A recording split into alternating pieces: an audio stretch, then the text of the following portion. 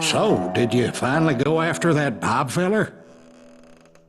Well, I heard word he was in Kansas with John Wesley Hardin, so that's where I went. Where in Kansas? Abilene. Why do you ask, Ben? No reason. Was Hardin as fast as Ringo? Ringo was fast, but John Wesley was as fast as the devil himself.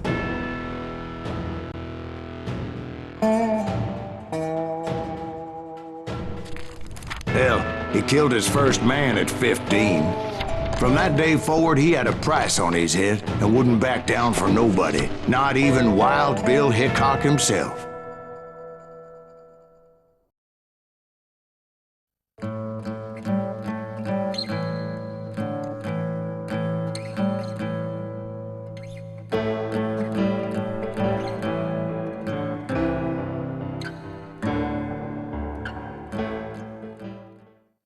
I dodged death many a time, and that night in Abilene was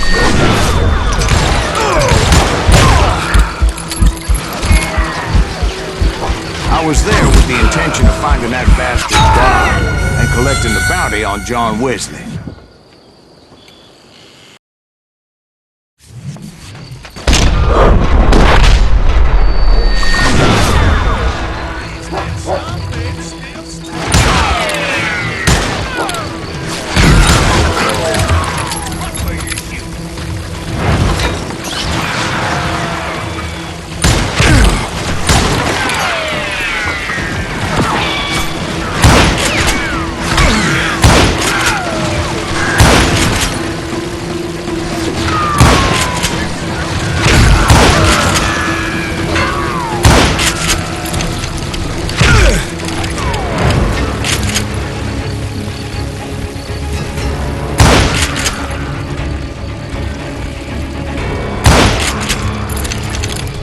I thought the Texas Rangers got Hardin. Yeah, that's what they want you to believe. It was coldin' a witch's tit and a brass bra that night as I fought my way past his loyal compadres to the very same saloon we're sitting in today. Look around and imagine this place painted in blood. Hardin was waiting for me, and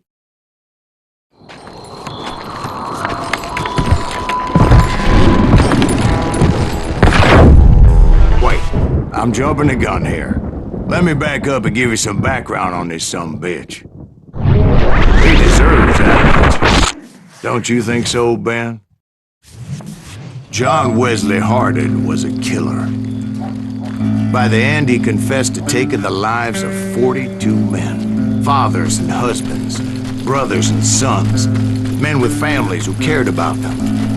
He was a bona fide folk hero by then, and had amassed a gang of armed miscreants and other assorted thugs. He and his men set up camp outside the town, and I was hoping Bob was among them. They didn't ask why I was there. They knew, as most of them were wanted as well. I figured Hardin was here somewhere, but to get to him, I'd have to get past his gun hands. That was easier said than done, as most of them were as foolish and full of bravado as I was. I had to spill a lot of blood to find out Hardin wasn't in that camp. He was carousing in town with his closest friends. Hardin's boys apparently didn't want me to reach the Bull's Head. Some were hightailing it into town to inform their Hefe of my unwelcome presence.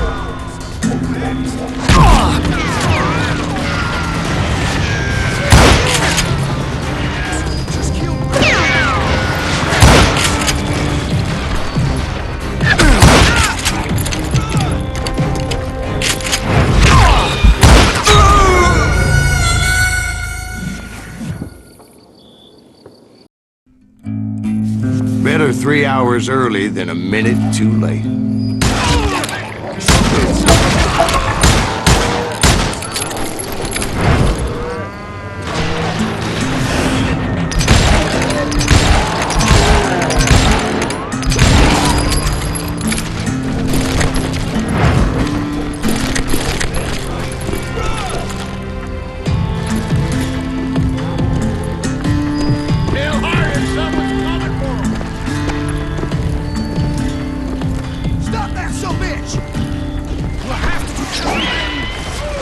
Let the boys know we got another law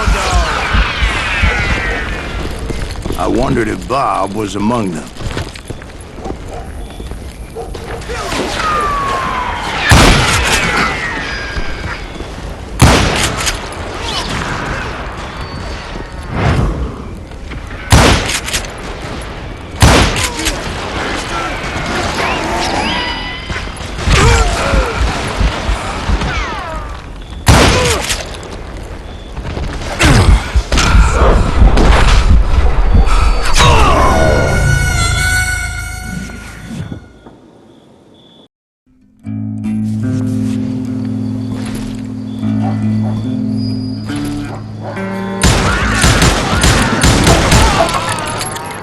They didn't ask why I was there.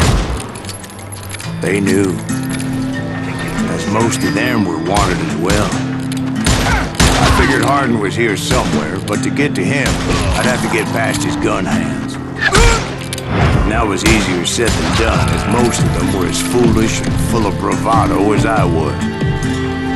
I had to spill a lot of blood to find out Hardin wasn't in that camp. He was carousing in town with his closest friends. Hardin's boys apparently didn't want me to reach the Bull's Head. Some were hightailing it into town to inform their Hefe of my unwelcome presence.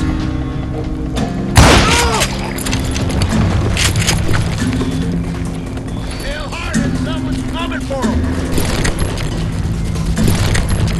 Stop that, so bitch! Let the boys know we got another law dog.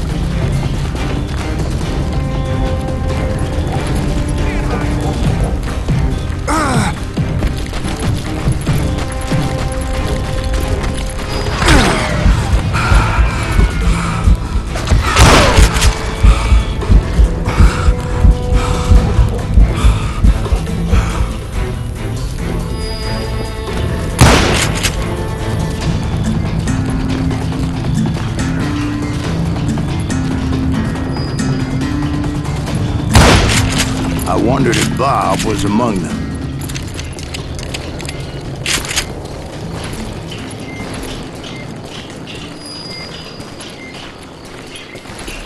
And I steeled myself for the fight ahead. For as good as I was, deep down I wondered if John Wesley wasn't just a little bit better.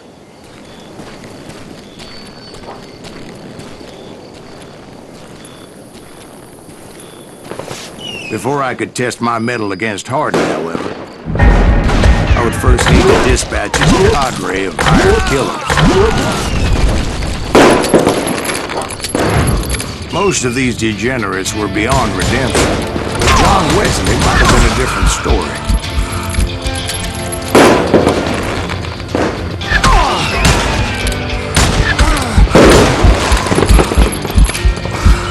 I didn't learn until later that that night was in fact his birthday celebration.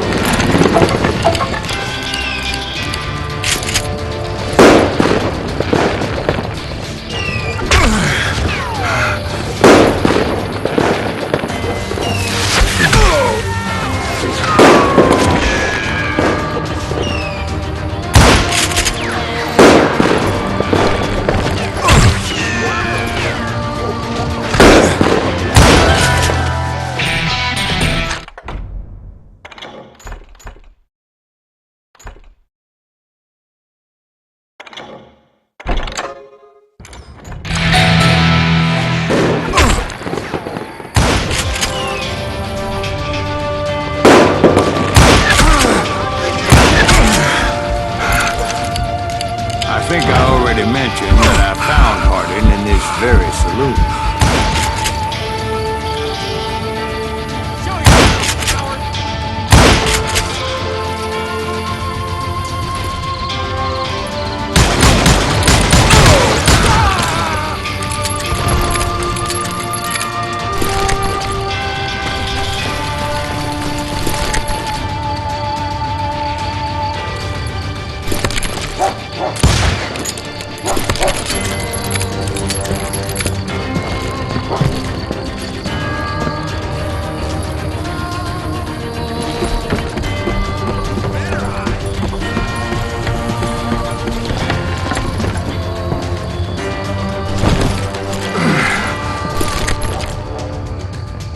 Suffice it to say, nobody there was happy to see me.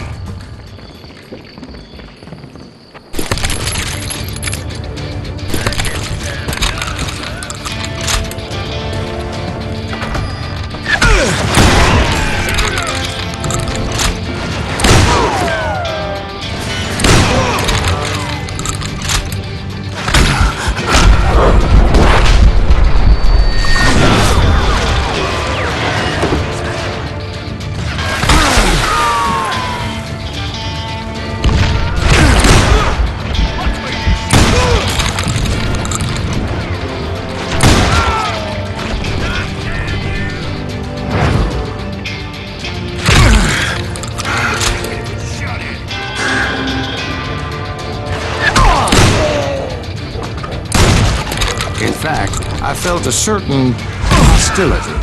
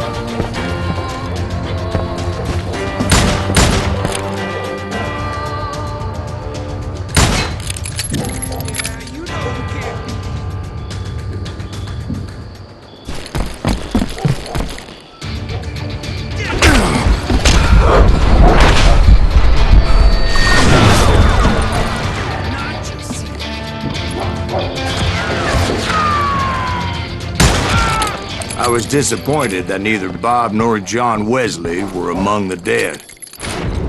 But that was short-lived, as a moment later I was facing down the fastest gun in the West.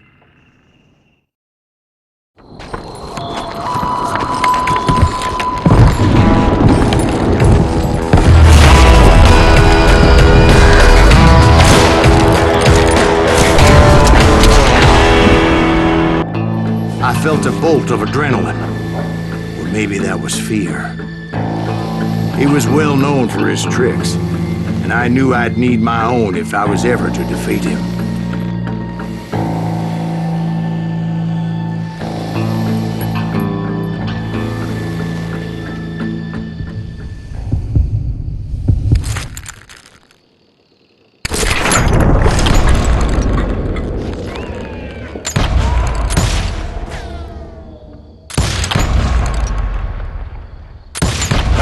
Faster than greased lightning.